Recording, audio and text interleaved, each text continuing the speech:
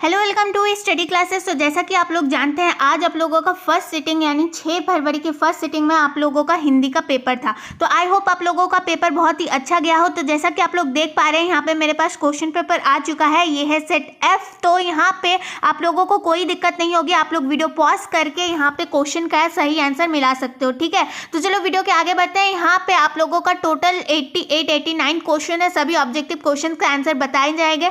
कुछ क्वेश्चन में मैं कंफ्यूज हूँ तो वो क्वेश्चन आप लोगों को कमेंट बॉक्स में पिन किया हुआ मिल जाएगा। यहाँ पे किसी भी क्वेश्चन, चलो टाइम लेके मैंने बनाया हुआ है, आज टाइम लेके मैंने बनाया हुआ है, तो किसी भी क्वेश्चन का आप लोगों को गलत आंसर नहीं मिलेगा। और अगर किसी मैं कंफ्यूजन में हूँ तो उस क्वेश्चन का आंसर मैं आप लोगों को पिन कर दूंगी। ठीक है, तो चलो आप क्वेश्चन की तरफ बढ़ते हैं। तो बहुत मेहनत लग रही है, एक वीडियो को लाइक कर देना, शेयर कर देना और चैनल को सब्सक्राइब कर देना लेटेस्ट अपडेट पाने के लिए। चलो आगे बढ़ते हैं। तो सबसे पहला क्वेश्चन जैसा कि आप लोगों को दिख रहा है, गोद में सोने वाला कहलाता है। गोद में सोने वाला कहलाता है, तो बहुतों को लग रहा होगा बालक होगा, पुत्र होगा इसका आंसर, तो बिल्कुल ही गलत। ठीक है, व्याकरण में जाओ, व्याकरण अगर कोई अच्छे से पढ़ा होगा तो उसका सही आंसर वो अंकशाई देगा। ठीक है, गोद में सोने वाले को अंकशाई कहते हैं, ना कि बालक और पुत्र कहते हैं। इसका गलत जवाब ये सब है, लेकिन सही आंसर जो है वो अंकशाई है। ठीक है, चलो एक एक क्वेश्चन को मैंने अच्छे से देखा है एंड मैंने रीचेक किया हुआ है, तो एक भी क्वेश्चन का आंसर आप लोगों को गलत नहीं दिया जाएगा। यहाँ पे आंसर की बताया जा रहा है आप लोगों को हिंदी पेपर का, तो एक लाइक तो बनता है। चलो, गुरु के समीप रहने वाला विद्यार्थी कहलाता है। तो गुरु के समीप रहने वाला विद्यार्थी क्या कहलाता है? अंतेवासी। ठीक है, अंतेवासी। बहुत लोग ब्रह्मचारी या फिर गुरुकुल समझ रहे होंगे, तो लेकिन गुरुकुल जो है उस पाठशाला को कहते हैं। ठीक है, ब्रह्मचारी समझ रहे होंगे, लेकिन इसका सही आंसर अंतवेशी हो जाएगा। ठीक है, अंतवेशी हो जाएगा।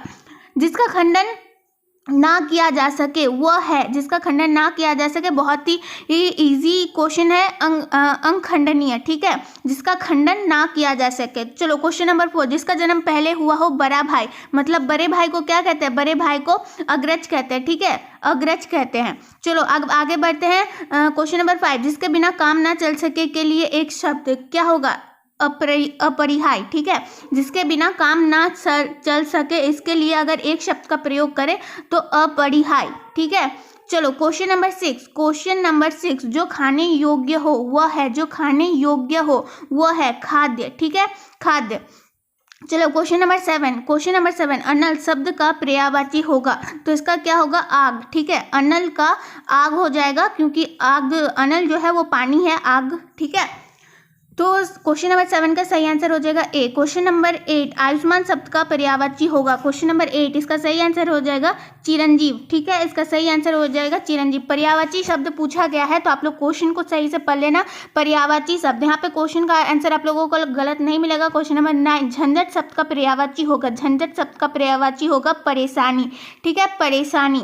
चलो क्वेश्चन नंबर 10, क्वेश्चन नंबर 10, डरावना शब्द का पर्यायवाची होगा, क्या हो जाएगा? भयानक। ठीक है, पर्यायवाची शब्द पूछा है, विलोम शब्द नहीं पूछा, तो डरावना का क्या हो जाएगा? भयानक। यात्रा शब्द है, यात्रा शब्द है, क्या है? स्त्रीलिंग पुल्लिंग, क्या है? स्त्रीलिंग। ठीक है, स्त्रीलिंग। चमक शब्द है, चमक शब्द क्या है? पुल्लिंग है, चमक शब्द पुल्लिंग है। चलो अब आगे बढ़ते हैं। क्वेश्चन नंबर 13, संधि के कितने भेद हैं? तो स्वर संधि, व्यंजन संधि। तो क्वेश्चन नंबर 13, इसका सही आंसर क्या हो जाएगा? 3, स्वर संधि, व्यंजन संधि। आप लोगों को पता होगा, संधि के बारे में आप लोगों ने पढ़ा होगा। क्वेश्चन नंबर 14, पुराण शब्द का विशेषण है ए। ठीक है, पौराणिक। पौराणिक। भीड़ शब्द संज्ञा है, भीड़ शब्द संज्ञा है, क्या है? भीड़ जो है वो पूरे जाति समूह का बोध कराता है, तो वो समूहवाचक संज्ञा है। ग्राम शब्द का विशेषण क्या है? तो क्या हो जाएगा? ग्रामीण। बहुत इजी सा क्वेश्चन है अभी तक तो। क्वेश्चन नंबर 17, कारक के कितने भेद है? कारक के कितने भेद है? हम बचपन से पढ़ते आ रहे, कारक के 8 भेद हैं।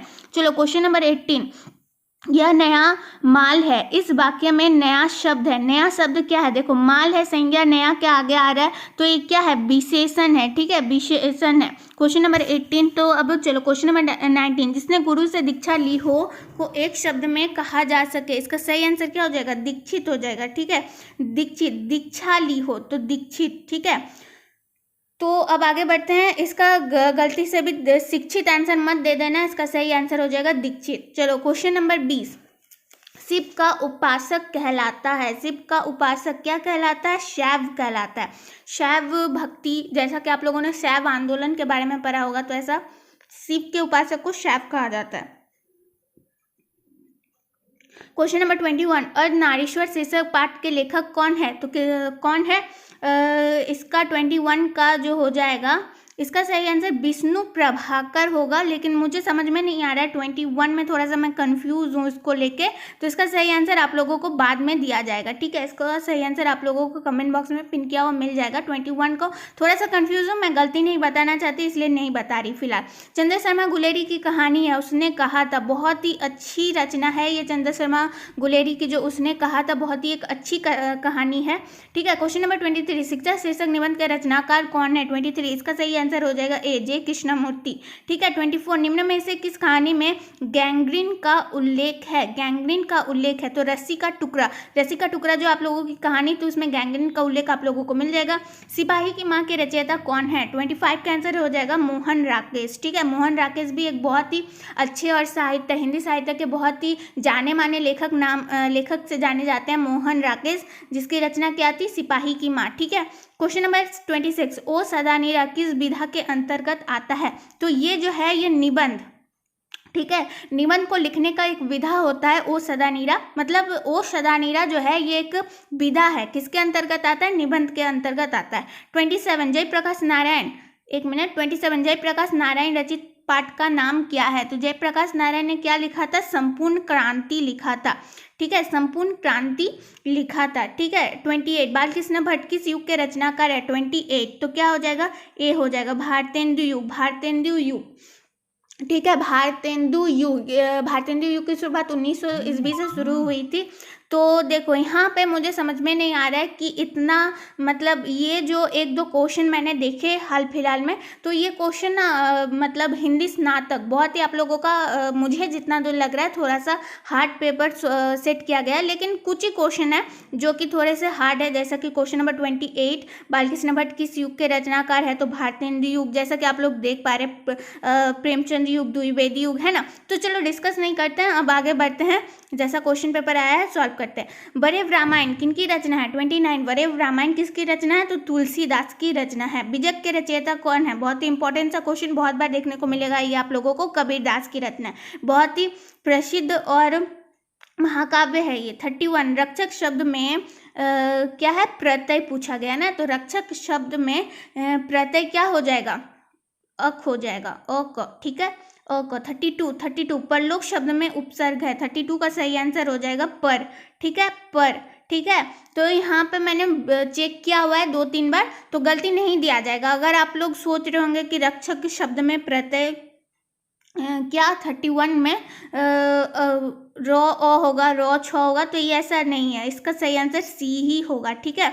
चलो अब आगे बढ़ते हैं। 33, अज्ञान शब्द में उपसर्ग है, अज्ञान शब्द में उपसर्ग है, एक मिनट, अज्ञान 33 में है, अज्ञान शब्द में उपसर्ग है, तो क्या हो जाएगा? इसमें अ हो जाएगा। चलो नकलची शब्द में प्रत्यय है 34, तो इसका सही आंसर हो जाएगा ची, ठीक है, इसका सही आंसर हो जाएगा ची। यशोदा शब्द का संधि विच्छेद है 35, तो यश जोड़ दा, ठीक है, यानी ए। ये जो संधि विच्छेद है ये आप लोगों को संस्कृत में ज़्यादा दिखता होगा ऐसे संधि विच्छेद। चलो 36, संसार शब्द का संधि विच्छेद है, तो इसका हो जाएगा सम जोड़ सार, ठीक है, सम जोड़ सार। चलो क्वेश्चन नंबर 37, पवन शब्द का संधि विच्छेद है, पो जोड़ क्या होता है? पो जोड़ अन, पो जोड़ अन, तो यहाँ ऑप्शन में कौन सा ऑप्शन है?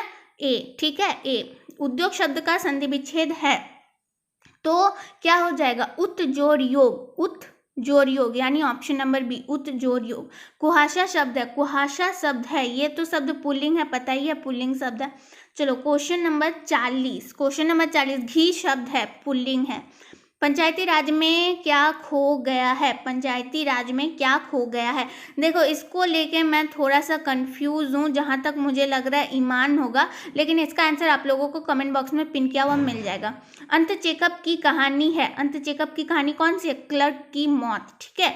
अंत चेकअप ने क्लर्क की मौत लिखा था, रस्सी का टुकड़ा तो नहीं होगा और पेशगी भी नहीं होगा, तो क्लर्क की मौत जो है वो सही आंसर है। किताब में देख लो, चेक कर लो, अंत चेकअप की कहानी है क्लर्क की मौत। एक लेख और एक पात्र में भगत सिंह ने किसको पात्र लिखा था? 43, तो 43 का सही आंसर राजगुरु। 44 तेरी कुरमाई हो गई है किस कहानी से संबंध है? बहुत सबको पता होगा, उसने कहा था जब वो लड़का छोटा होता है और उस लड़की से पूछता है कि तेरी कुरमाई हो गई, यानी मतलब तेरी शादी हो गई, तो वो एक दिन गुस्से में आके कह देती है हाँ मेरी शादी हो गई है। तो तेरी कुरमाई, कुरमाई मतलब विवाह, शादी, तो तेरी कुरमाई हो गई है, ये उसने कहा था, मतलब उसने कहा था, कहानी से संबंधित है। ज्ञानेंद्रपति किस प्रशासनिक पद पर थे? 45 का या तो 45 का ऑप्शन नंबर सी हो जाएगा, ठीक है, ऑप्शन नंबर सी। चलो 46 कृष्ण शब्द का विलोम है, 46 कृष्ण शब्द का विलोम है शुक्ल, ठीक है, विलोम पूछा गया है शुक्ल। स्तुति शब्द का विलोम है 47, इसका क्या हो जाएगा? इसका हो जाएगा निंदा, ठीक है, इसका हो जाएगा निंदा। संध्या शब्द का विलोम है 48 का हो जाएगा संध्या। वैसे तो देखा जाए संध्या शब्द का विलोम उषा होता है, तो आप लोग लगा सकते हैं निशा, ठीक है, निशा, ठीक है। चलो दूषित शब्द का विलोम है 49 का सही आंसर हो जाएगा स्वच्छ, 49 का सही आंसर हो जाएगा स्वच्छ। 50 नंबर शेष शब्द का विलोम है, शेष शब्द का विलोम है, तो इसका सही आंसर हो जाएगा अशेष, ठीक है। लीडवेटर की नज़र में जय कृष्णमूर्ति क्या थे? इसका सही आंसर हो जाएगा देश शिक्षक थे, ठीक है।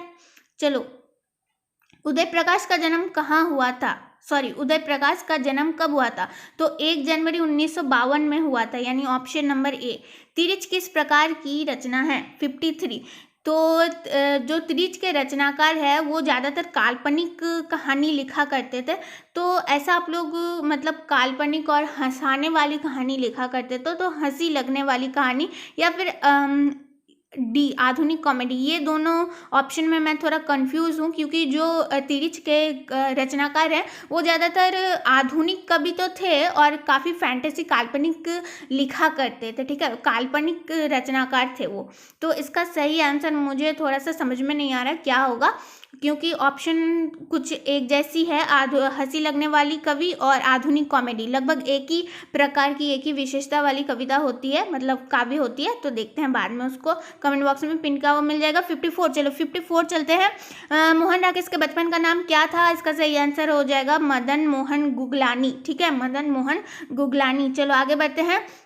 यहाँ पे कवियों, ठीक है, 57 कवियों का कवि किस कवि को कहा जाता है? तो शमशेर बहादुर सिंह, ये भी हिंदी साहित्य के कवि जाने माने रचनाकार रह चुके हैं, ठीक है। 58 भूषण की कविता में कौन रस पाया जाता है? भूषण की कविता में देखो, भूषण जो है वो विद्रोह की कविता लिखा करते थे, वीर रस की कविता लिखा करते थे, ये जो ऑप्शन नंबर सी है वो सही हो जाएगा भूषण। 59 जहाँ भय है वहाँ मेधा नहीं हो सकती, किस पाठ की उक्ति, मतलब किस पठित पाठ की उक्ति है? तो अर्धनारीश्वर, ठीक है।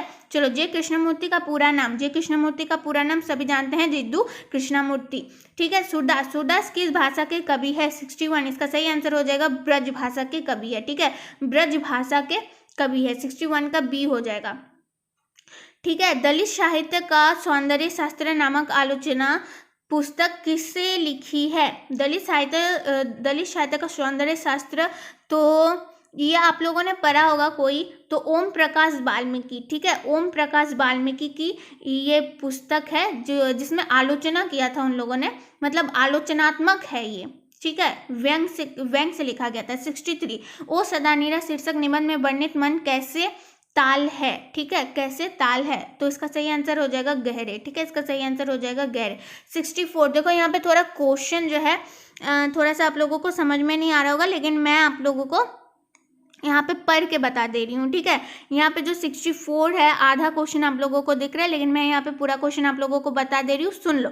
किसकी विजय हुई सेना की नागरिकों की पंक्ति किस पाठ से ली गई है? 64 का जो क्वेश्चन है, और एक बार मैं रिपीट करती हूँ, किसकी विजय हुई सेना की नागरिकों की पंक्ति किस पाठ से ली गई है? तो इसका जो सही आंसर है वो हो जाएगा हार जीत, ठीक है, इसका सही आंसर हो जाएगा हार जीत। अशोक वाजपेयी का मूल निवास स्थान कहाँ है? 65, ठीक है, तो 1 मिनट रुक जाओ। 65 का जो होगा वो हो जाएगा दुर्ग, ठीक है, दुर्ग क्या हो जाएगा? दुर्ग एमपी मतलब सागर मध्य प्रदेश, ठीक है, सागर मध्य प्रदेश। किसकी विजय हुई सेना की ये जो पंक्ति ली गई है ये हारजीत से ली गई है। क्लर्क की मौत शीर्षक, ठीक है, क्वेश्चन नंबर 66 समझ लो क्वेश्चन में क्या था कि क्लर्क की मौत शीर्षक कहानी में क्लर्क का क्या नाम है। तो क्लर्क का क्या नाम है ये मुझे कमेंट बॉक्स में कमेंट करके थोड़ा बताओ। ये कहानी मुझे इतनी याद नहीं है तो आप लोग कमेंट बॉक्स में कमेंट करके बताओ। क्वेश्चन नंबर 67 ईमानदार शब्द का विलोम होगा। तो ईमानदार शब्द का विलोम सबको जानता है बेईमानी होगा। तो यहाँ पे ऑप्शन आप लोगों को दोनों ही दिख रहा है, यहाँ पे थोड़ा सा कट गया है, कोई बात नहीं। तो ईमानदार शब्द का विलोम क्या होगा भाई, बेईमानी होगा, ठीक है। 68 में क्वेश्चन था कि आवरण शब्द का विलोम होगा 68। तो आवरण शब्द का विलोम क्या होगा, निरावरण। यहाँ पे आप लोगों को दो ऑप्शन दिख रहा होगा, मुझे भी नहीं दिख रहा है बाकी सारे ऑप्शन क्या है, लेकिन आवरण शब्द का मतलब आवरण शब्द का आमतौर पर विलोम शब्द होता है आवरण। उच्च शब्द का विलोम होगा 69, उच्च शब्द का विलोम होगा। यहाँ पे देखो ऑप्शन मुझे नहीं दिख रहा है, तो प्रमुख तो नहीं होगा, गोड़ भी नहीं होगा, प्रमुख नहीं होगा, गोड़ भी नहीं होगा, 69, ठीक है। तो उच्च शब्द का जो आमतौर पर विलोम शब्द होता है वो होगा नीच, ठीक है, नीच, ठीक है, नीच। चलो अब आगे बढ़ते हैं 70। यहाँ पे आप लोगों को पूरा क्वेश्चन अच्छे से दिख रहा होगा। नीच कठोर शब्द का विलोम होगा, कठोर शब्द का विलोम होगा, सब कोई जानता है, कोमल, ठीक है, कोमल। आलस्य शब्द का विशेषण है आलसी। अध्पका शब्द में उपसर्ग है तो क्या हो जाएगा, अति, नहीं रुको 1 मिनट, अधि होगा, अधि। शब्द में उपसर्ग ना, 1 मिनट रुक जाओ, कंफ्यूजन हो रहा है थोड़ा मुझे, अध होगा, ए होगा। अच्छा ये क्वेश्चन मैं देख के आप लोगों को कमेंट बॉक्स में पिन कर दूंगी, ठीक है। तो कहाँ तक हम लोग थे, चलो सपरिवार शब्द में उपसर्ग है, सपरिवार शब्द में उपसर्ग है स। अंकुरित शब्द में प्रत्यय है 74, तो क्या हो जाएगा, इत, अंकुरित, इत है ना लास्ट में, इत, अंकुरित। अच्छा कौन सा मुझे बताना था आप लोगों को, 72 ना, 72 में उपसर्ग है तो इसका जो हो जाएगा, इसका शायद ए हो जाएगा, अध्पका, अध आ रहा है ना, अध, तो अधि हो जाएगा। चलो महिमा शब्द में प्रत्यय है 75, तो इसका क्या हो जाएगा, महिमा, तो महिमा, माँ हो जाएगा, महिमा, तो माँ, माहिमा हो जाएगा ना। आनंदमय शब्द कौन समास है, 76, तो सबको पता है तत्पुरुष समास है, ठीक है, तत्पुरुष समास है, तत्पुरुष लगाना।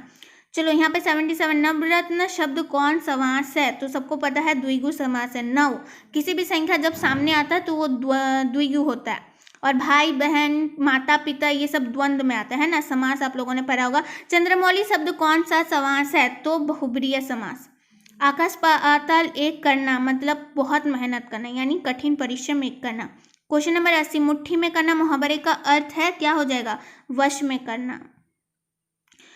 81 भक्तमाला किसकी रचना है, तो भक्तमाला जो है वो नाभादास की रचना है। नाभादास जो थे मतलब ये तो किसके अंतर्गत आते थे, किसके शिष्य थे याद नहीं आ रहा, लेकिन इनकी भी एक बहुत अच्छी खासी इतिहास है, साहित्य में बहुत अच्छा खासा नाम है इनका।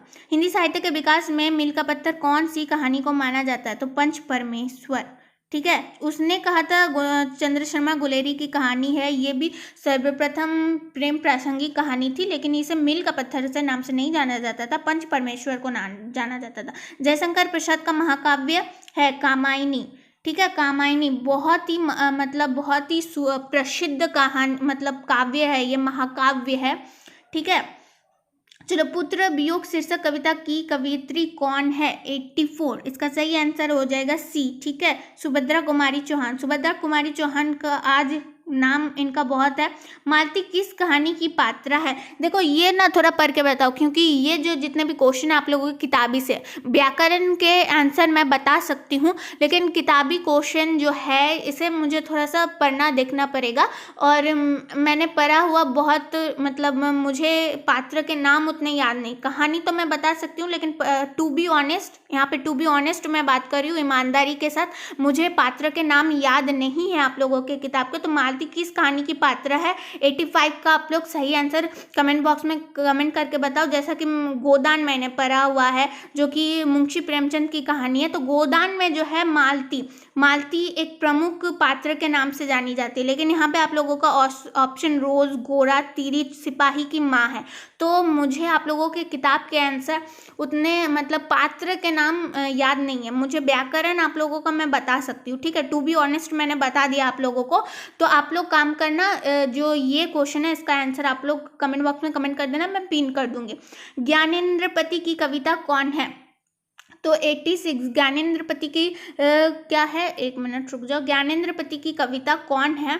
तो ये भी है आप लोगों का क्या, एक मिनट रुक जाओ, ये भी किताब से है, तो आप लोग ये देख के थोड़ा बता देना, ठीक है। 87 हिंदी साहित्य का सूर्य किसे कहा जाता है? 87 तो इसे सूरदास को कहा जाता है, क्योंकि ये अपने समकालीन समय में बहुत ही प्रसिद्ध रचनाकार थे। इन्होंने बहुत सी काव्यगत विशेषता इनके अंतर्गत आती है। तो ये सब जो है सूरदास, मतलब हिंदी साहित्य में सूर्य की जो चीज़ है, मतलब सूर्य का जो संज्ञा दी है उसे सूरदास को दी गई है, ठीक है। 88 नाभादास का काव्य रचना क्षेत्र है, तो इसका सही आंसर हो जाएगा वृंदावन, ठीक है। तो यहाँ पे जो दो क्वेश्चन मैंने आप लोगों को बोले, question number 85 and question number 86, मालती किस कहानी की पात्र है? ज्ञानेंद्रपति की कविता कौन है? देखो ज्ञानेंद्रपति की कविता मैं तो बोल सकती हूँ, लेकिन आप लोगों के किताब में कौन कौन सी रचना है ये तो मुझे अभी ठीक से याद नहीं है, ठीक है। देखो जो जितने भी व्याकरण के प्रश्न थे, ठीक है, यहाँ पे थोड़ा सा एक बार मैं बोलना चाहूँगी, जितने भी व्याकरण के क्वेश्चन थे, जैसे कि समास आ गया एंड पर्यायवाची शब्द आ गया है ना, देखिए उपसर्ग प्रत्यय, इसका तो मैंने आप लोगों को आंसर बता दिया, सही आंसर बताया, ठीक है, एक भी गलत नहीं है। तो आप लोग कमेंट बॉक्स में मत बोलना दीदी इसका आंसर ये होगा, लेकिन नहीं है, मैंने व्याकरण देखा हुआ है, ठीक है, और मैंने आप लोगों का क्वेश्चन बहुत अच्छे से चेक भी किया हुआ है। तो बात सुन लो एक बार, तो क्वेश्चन चेक भी किया हुआ है, तो आप लोगों को व्याकरण का आंसर गलत नहीं बताएगा, लेकिन किताब का आप लोगों का आंसर जो है मुझे एक दो नहीं पता है। हिंदी साहित्य में जैसे कि हिंदी साहित्य का ये वाला, जिसने गुरु से दक्षिण, ये सब ना हिंदी साहित्य का है। तो हिंदी साहित्य भी मैंने पढ़ा हुआ है, तो इसका आंसर मैंने आप लोगों को बता दिया। जैसे कि पत्थर का मील, और इसके रचनाकार कौन है, जयशंकर प्रसाद ने कौन सा महाकाव्य लिखा है, तो कामायनी लिखी, ये सब हिंदी साहित्य आप लोग आगे पढ़ते हैं अगर हिंदी को लेकर, तो हिंदी साहित्य पढ़ना होगा आप लोगों को। तो हिंदी साहित्य के आंसर मैं बता सकती हूँ, लेकिन आप लोगों को किताब के जो पात्र का नाम क्या है ये सब मुझे थोड़ा सा मिस आउट हो चुका। तो आप लोग उन दो क्वेश्चन का आंसर आप लोग कमेंट बॉक्स में कमेंट कर देना, ठीक है। चलो आज के लिए बस इतना ही। वीडियो को लाइक कर देना। आई होप आप लोगों को अच्छा लगा हो, तो लाइक करना बनता है, अपने दोस्तों के साथ शेयर कर देना। बस आज के लिए इतना ही।